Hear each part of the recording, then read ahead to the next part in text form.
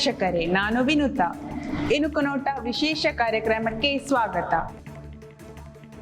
ಈ ಕಾರ್ಯಕ್ರಮದಲ್ಲಿ ನಾವು ದಿನದ ಪ್ರಮುಖ ಸುದ್ದಿಗಳನ್ನು ನಿಮ್ಮ ಮುಂದಿಡುತ್ತೇವೆ.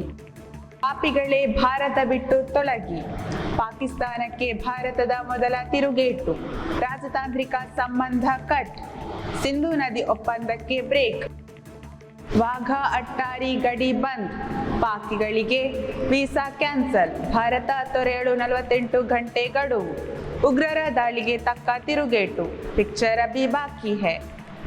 7 ದಿನಗಳಲ್ಲೂ ಷೇರುಪೇಟೆ ಏಳ್ಗೆ, ಬ್ಯಾಂಕಿಂಗ್ ಮತ್ತು ಹಣಕಾಸು ಸೇವಾ ಕ್ಷೇತ್ರದ ಷೇರುಗಳಲ್ಲಿ ಮಾತ್ರ ಹಿನ್ನಡೆ.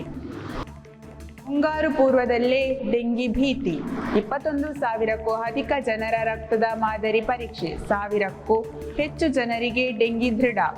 ಕರಾವಳಿಯಲ್ಲಿ ಭುಗಿಳೆದ್ದ ಆಕ್ರೋಶ, ದಕ್ಷಿಣ ಕನ್ನಡ ಪ್ರವಾಸಿಗರ ಮಾಹಿತಿಗೆ ಜಿಲ್ಲಾಡಳಿತ ಟೋಲ್ ಫ್ರೀ ನಂಬರ್. ತಗ್ಗಿದ ಚಿನ್ನದ ಧಾರಣೆ, 10 ಗ್ರಾಂಗೆ 2,400 ರೂಪಾಯಿ ಇಳಿಕೆ, ಬೆಳ್ಳಿ ದರ ಏರಿಕೆ.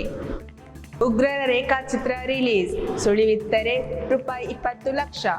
3 ಪಹಲ್ಗಾಮ್ ಉಗ್ರರ ಸ್ಕೆಚ್ ಬಿಡುಗಡೆ, ಪಾಕ್ನಲ್ಲಿ ತರಬೇತಿ ಪಡೆದ ಶಂಕೆ, ಸ್ಥಳೀಯ ಉಗ್ರರ ಚಿತ್ರದ ಜೊತೆ ಇವರ ಹೋಲಿಕೆ. ಇವಿಷ್ಟು ಈ ದಿನದ ಪ್ರಮುಖ ಸುದ್ದಿಗಳು. ಇನ್ನಷ್ಟು ಸುದ್ದಿಗಳೊಂದಿಗೆ ನಾಳೆ ಭೇಟಿಯಾಗೋಣ. ಧನ್ಯವಾದಗಳು.